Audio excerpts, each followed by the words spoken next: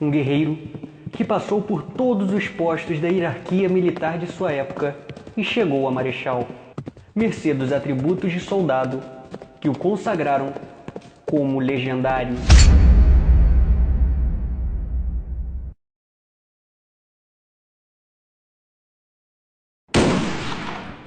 Fala Brasil, TV Imperial no ar e hoje em comemoração aos 20 mil inscritos, aquele quadro esperto das perguntas e respostas, o Imperial Responde, que tive até de soprar para tirar poeira de tanto tempo que eu não faço ele. Então agora já deixa seu like, se inscreva e vamos logo ao que interessa.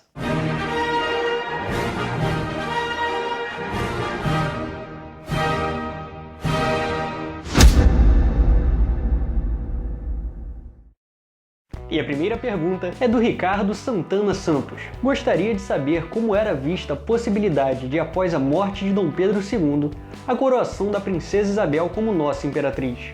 E se tinha algum impedimento na Constituição na época para isso. Cara, a coroação da Princesa Dona Isabel seria o processo natural após a morte de Dom Pedro II.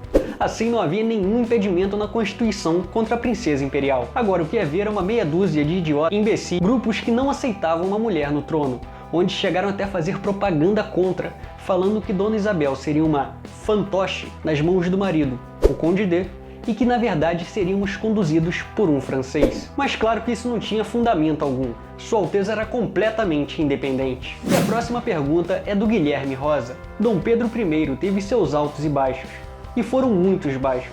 Se foi para a Europa, mas deixou o maior governante que esse país teve até hoje. Sim, cara, realmente Dom Pedro I teve muitos altos e baixos, mas eu não concordo que foram mais baixos do que altos. Por exemplo, na nossa independência, Dona Leopoldina e José Bonifácio foram o cérebro por trás de toda a operação, mas sem a força de Dom Pedro I, todo o processo seria muito mais complicado. Outro ponto interessante é que em uma América Latina totalmente conturbada e sem rumo, nosso imperador conseguiu usar a força necessária, sem criar uma ditadura, para fazer o Brasil evoluir institucionalmente da independência até a Constituição de 1824. Porém, a partir de 1824, Dom Pedro I deveria ter tomado atitudes mais parlamentarizadas, dado mais poderes ao parlamento e ficado mais como poder moderador, assim não participando do governo como foi com Dom Pedro II.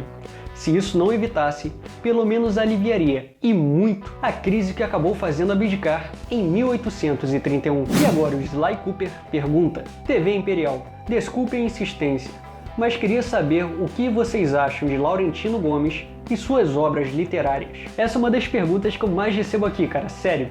E mesmo tendo 1889, eu nunca tive tempo de ler nenhuma obra do Laurentino de maneira completa, apenas trechos específicos. Então, alguns amigos meus que leram falaram que são legais, outros falaram que não são tão boas, então meu conselho para você é que as leia e tire suas próprias conclusões, beleza? E agora o Diego comenta: para todo imperial, existe uma guilhotina? Carinha feliz. Ameaça. E agora o Davi Melo questiona: é sério que no final ele queria ser presidente? Li isso no livro Guia do Politicamente Incorreto da História do Brasil. O Davi estava falando de Dom Pedro II. E a resposta é que, sim, ele era republicano. Mas não, ele não era republicano. Então, quer entender esse republicanismo? Fiz um vídeo explicando a visão de Dom Pedro II sobre a República. O link estará na descrição. E agora o Felipe Pelizoni pergunta: rapaz, muito bom o vídeo. Dom Pedro II foi convidado a ser imperador de outras nações, como seu pai. Um abraço. Um abraço, Felipe. Então, não, cara. Dom Pedro II nunca recebeu o convite para ser imperador de outras nações.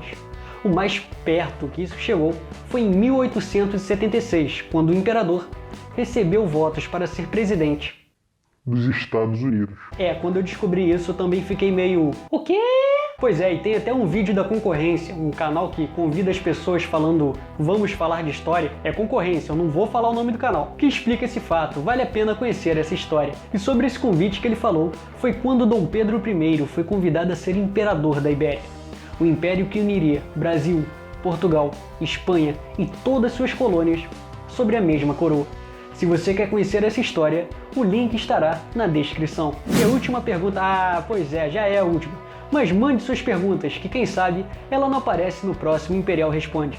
E a última pergunta é do Felipe Fernandes. Constitucional e parlamentarista, mas tinha um poder moderador. Então não era tão parlamentar assim. Ah, o poder moderador. Com certeza o assunto mais polêmico do Império depois da escravidão.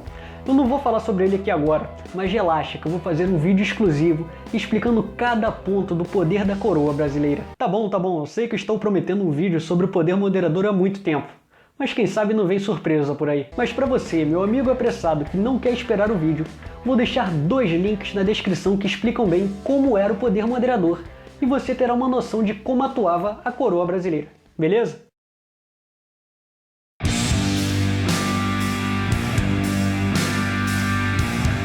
E é isso aí, mande suas perguntas. Quando chegarmos aos 25 mil inscritos, faço o novo Imperial Responde, beleza? Também assista o último vídeo do canal, a história do Marechal Osório Marquês de Herval. E também não se esqueça de curtir e compartilhar para ajudar na divulgação do canal. E agora você já sabe, se não é inscrito, se inscreva para não perder nenhuma novidade.